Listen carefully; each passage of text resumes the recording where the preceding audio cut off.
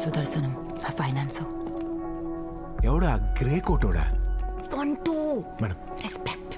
నలుగురు కలిసి ఒకే కార్లో ఆఫీస్కి వెళ్తే డీజిల్ ఖర్చు కలిసి వస్తుంది. అలాగే 4 ఫ్యామిలీలు కలిసి ఒకే హాలిడేకి వెళ్తే ఖర్చు కలిసి వస్తుందని ఒక ఐడియా చెప్పింది. పెద్ద ఐడియా అది. నేను అదే అని 5 కోట్లు ఇచ్చా. పెద్ద గుండె మీది. 2 ఏళ్లలో 50 కోట్లు చేసింది. పెద్ద బుర్రాడిది. 100 కోట్లు ఇస్తా, కంపెనీ నాకు ఇచ్చామంటున్నాను. పెద్ద అమౌంట్ అది. What's your answer? Say no. Say yes. Yes అని చెప్పమ్మా. నో అని చెప్పరా, నో అని చెప్పు. బయట తల్లి,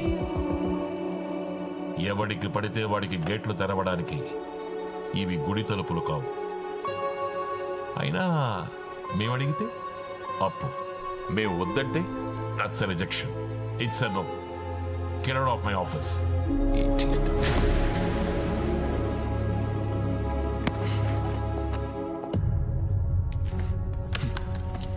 మేడం గారికి అలాంటి ఉద్దేశాలు ఏం లేవు. నువ్వు చెప్పు. సో కంపెనీ ఫ్లోట్ చేసిందే మిడిల్ క్లాస్ వాళ్ళు హాలిడేస్ని భరించేలా ఉండాలని. మీరింత డబ్బుతో కంపెనీ కొంటే రేట్లు పెంచేస్తారు, వాళ్ళ కాస్ట్ పెరిగిపోతుంది. సో మేడం గారు చెప్పేది ఏంటండి? సో నో చెప్పే ధైర్యం చచ్చిపోయింది జనరేషన్కి. ఏంటి దాసు, మనతో పెట్టుకుని మార్కెట్లో తిరిగేద్దామని?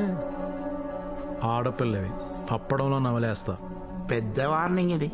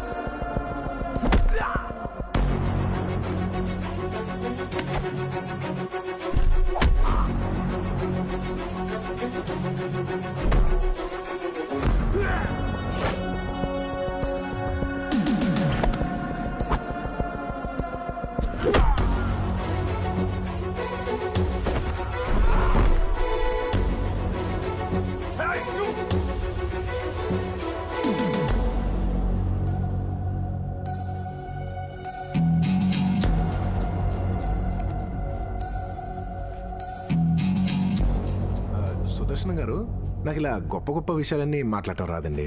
నా పర్సనాలిటీ కూడా పెద్ద మ్యాచ్ కాదు. తప్పట్లేదు కాబట్టి చెప్తున్నా. దేన్నైనా పుట్టించే శక్తి ఇద్దరికే ఉంది సార్. 1 నేలకి, 2 వాళ్ళకి. అలాంటి వాళ్ళతో మనకు గొడవ ఏంటి సార్? చేస్తారంటే రేపోవాలంతే. అమూల్య, వాట్స్ హ్యాపెనింగ్? కాదు కూడదు అనుకుంటే మాత్రం నా దగ్గర 3 ఆప్షన్స్ ఉన్నాయి. 1, మీ వాళ్ళని కొట్టి మిమ్మల్ని కంట్రోల్ చేయడం. 2, మిమ్మల్ని కొట్టి మిమ్మల్నే కంట్రోల్ చేయడం.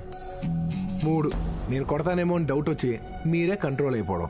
ఈ 3 కంట్రోల్ కామన్ అనుకుంటున్నారేమో. కాదు, నేను కొట్టడం కామన్.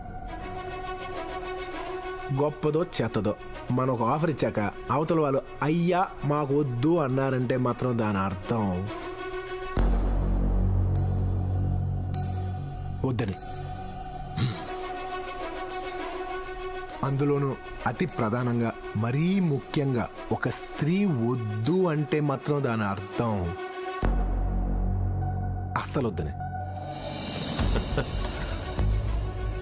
మేడం, ఇంత గొప్ప విషయం చెప్పాక ఇక్కడ మనం ఉండకూడదు మేడం. ఇంకా ఇదే హైలో లేసి వెళ్ళిపోతాం. రండి.